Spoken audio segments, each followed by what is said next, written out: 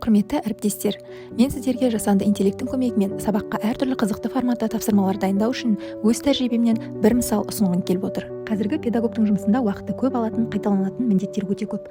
Осы мәселені шешу үшін мен жасанды интеллект құралдарын қолданамын, мысалы Copilot, ChatGPT немесе Google Gemini. Тапсырманы құру үшін мен жасанды интеллект құралы Copilot'ты пайдаландым.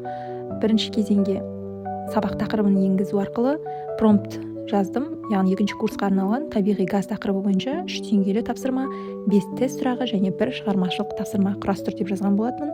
Және жасанды интеллект маған 3 деңгейде тапсырма құрып берді, 5 тест сұрақтарын құрастырды және 1 шығармашылық тапсырманы ұсынды.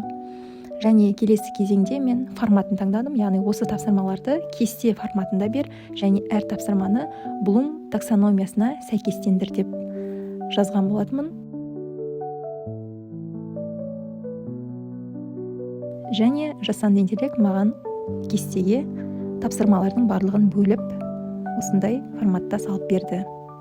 Әрі қарай үшінші кезең интерактивті ойын құрастыруды сұрадым.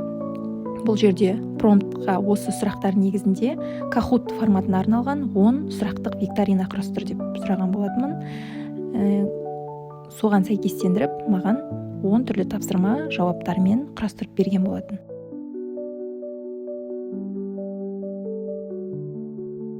Келесі кезеңде, яғни саралау, тапсырмаларды 3 деңгейге бөл, жеңіл, орта, күрделі, әр деңгейге түсіндірме бер деп промпт жаздым.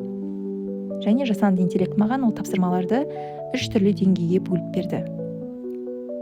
Білу, түсіну, орта деңгейде қолдану, талдауға бастама және күрделі деңгей талдау, бағалау, жасау деп бөліп берген болатын. Енді осы тапсырмаларды әртүрлі қызықты форматта да сұрадым. Яғни дұрыс жауап, дұрыс емес, сәйкестендір, бос орындар толтыр деген сияқты әртүрлі қызықты форматта жасанды интеллект тапсырмаларды өзі ұсынады.